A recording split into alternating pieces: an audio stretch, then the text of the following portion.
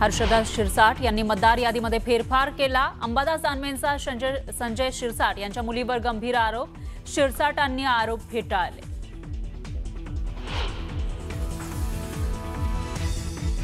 नेमकं कोणतं विधान शिस्तभंग करणारं? रुपाली ठोंबरेंनी पक्षालाच मागितला खुलासा। दादांनी चाकणकरांचं समर्थन केलं नव्हतं, अजितदादांची बाजू मांडणं माझं काम असं म्हणत पक्षालाच प्रतिप्रश्न।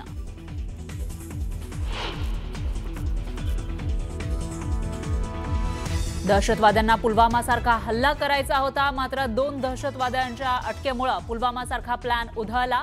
वरिष्ठ सूत्रांची न्यूज 18 लोकमतला माहिती, दिल्ली स्फोटातील मोठा प्लॅन समोर।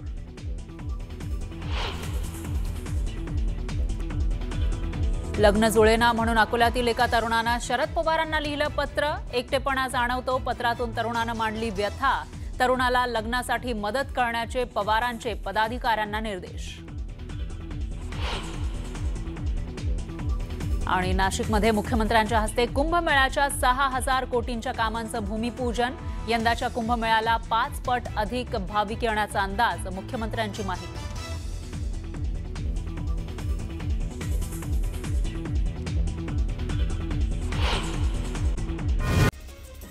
जळगाव जिल्ह्यातील जामनेर नगरपालिका निवडणुकीसाठी 70 ऑनलाईन अर्ज दाखल झालेले आहेत। मात्र पालिका कार्यालयामध्ये 12 तारखेपर्यंत एकही अर्ज दाखल झाला नाहीये। ऑनलाईन अर्ज भरलेल्या उमेदवारांनी अर्ज छाननीसाठी पालिकेमध्ये गर्दी केली।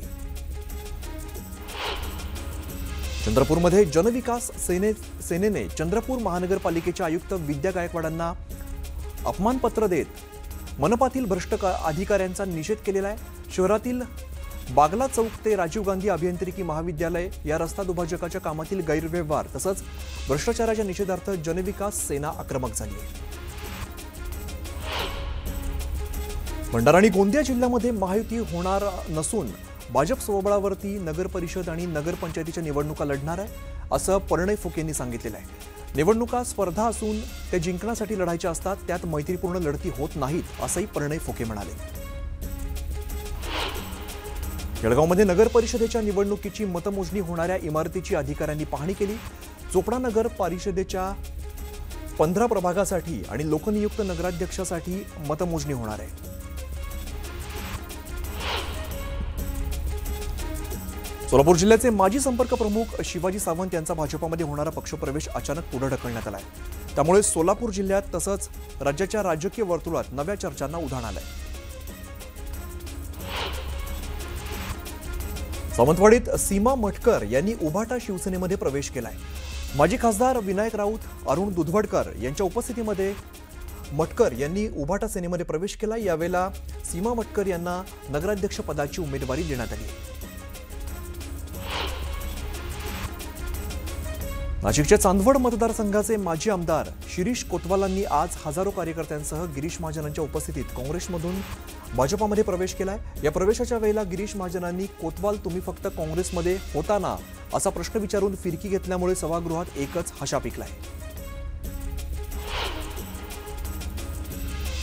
मुंबई पालिकेचे आरक्षण सोडत जाहीर झाल्यानंतर ठाकरे बंधूंनी निवडणुकीच्या रणनीतीला सुरुवात केलेली आहे। यावेळी ठाकरे बंधूंनी इच्छुकांची यादी मागवली आहे। दरम्यान कोणाला संधी मिळणार हे पाहणं आता महत्त्वाचं असेल।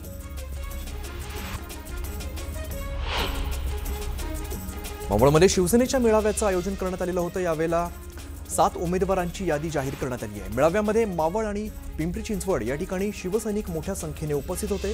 दरम्यान श्रीरंग बारणेंच्या उपस्थितीमध्ये काहींचा पक्षप्रवेश संपन्न झाला आहे।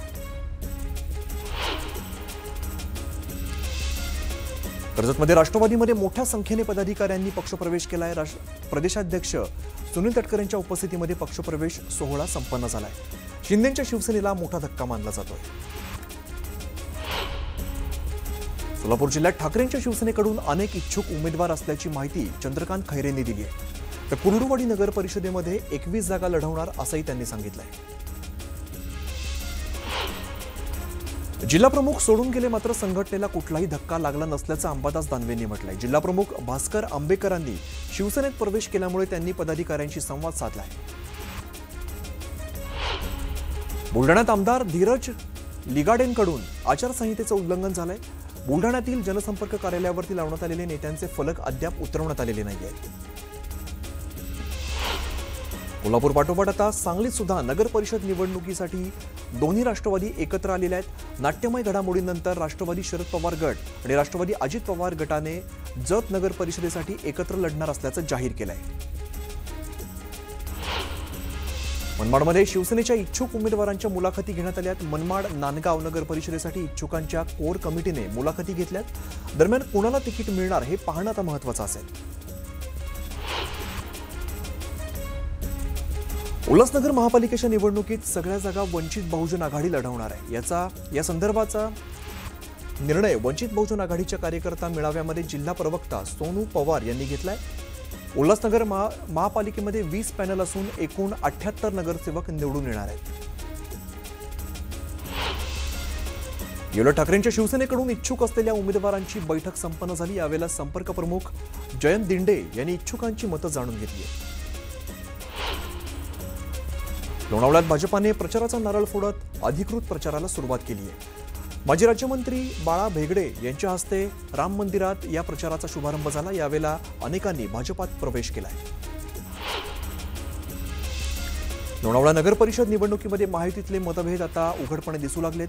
लोणावळ्यामध्ये राष्ट्रवादी आणि भाजप आमनेसामने आलेत. राष्ट्रवादी काँग्रेसने स्वबळावरती निवडणूक लढण्याचा नारा दिलाय.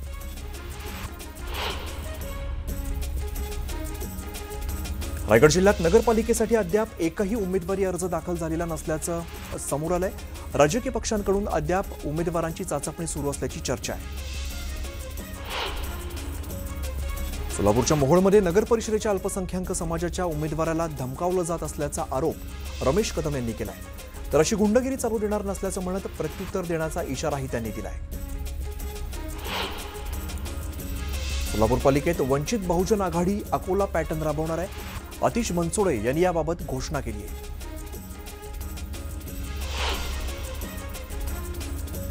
शरद पवारांच्या राष्ट्रवादी काँग्रेस पक्षाला मोठा दिलासा मिळालाय. पिपाणी हे चिन्ह गोठवण्याची मागणी शरद पवारांच्या राष्ट्रवादीकडून करण्यात आलेली होती. अखेर निवडणूक आयोगाने ही मागणी मान्य करत स्थानिक स्वराज्य संस्थांच्या निवडणुकीतून पिपाणी हे चिन्ह वगळलंय.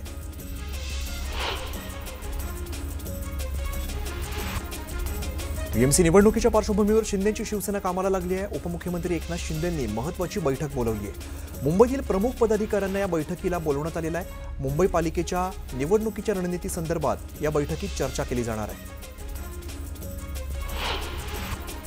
महापालिकेचे आरक्षण सोडत जाहीर झाल्यानंतर सगळे राजकीय पक्ष निवडणुकीच्या कामाला लागलेत. याप्रमाणे पालिका प्रशासन सुद्धा निवडणुकीच्या प्रशासकीय तयारीला लागलेलं आहे.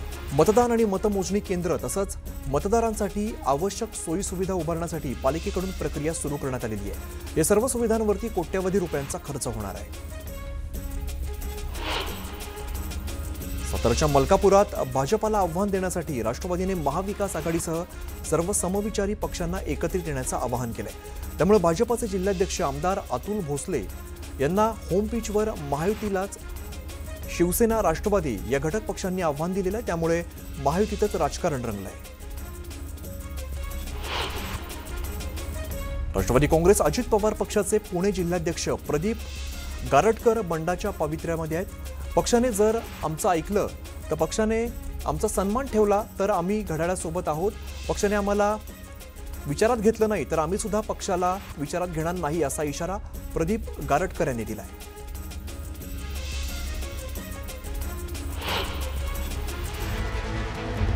आणि एक महत्त्वाची अपडेट समोर येते. उद्धव ठाकरे ज्येष्ठ शिवसैनिकांचा मेळावा घेणार आहेत. 20 नोव्हेंबर रोजी दादरमध्ये या मेळाव्याचं आयोजन करण्यात आलेलं आहे.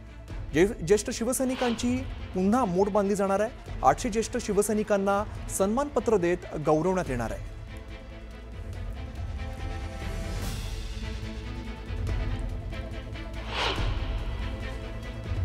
आता ज्येष्ठ शिवसैनिकांनी सगळ्यांनी आपलं जे आपण पूर्वी काम केलं तर अनुभव आपल्याकडे आहे. त्याप्रमाणे आता प्रत्येक शाखेत जाऊन प्रत्येक शाखेला मदत करायची, त्यांना माहिती द्यायची, त्यांना काय काय त्याच्यातले हे ते सगळं सांगायचं आणि त्यांना आपण जास्तीत जास्त वेळ देऊन ही निवडणूक आपल्याला 100% जिंकायचीच आहे या दिशेने आम्ही उतरणार आहोत.